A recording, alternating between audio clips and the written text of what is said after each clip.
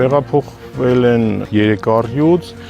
որոնցից 2-ը առյուծներ էին, մեկը էգ եւ 4 վագրեր, բոլորը սպիտակ։ Տեղափոխման ժամանակ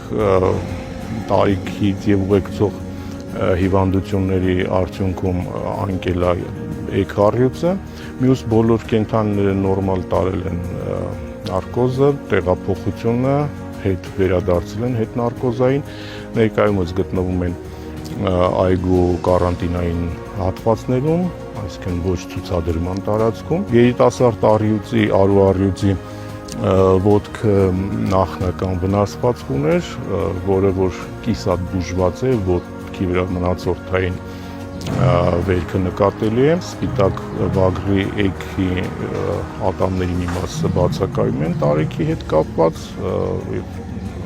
այդ տեսակետից կարող են լինել խնդիրներ, սակայն նորմալ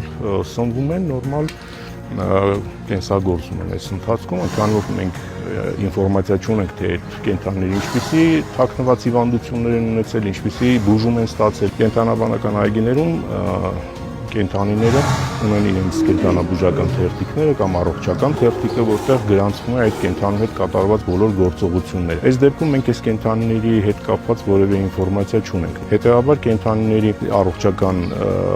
վիճակի վերաբերյալ ինֆորմացիան մենք հավաքում ենք տեղում, կենդանիները գտնվում են մշտական հսկողության տակ,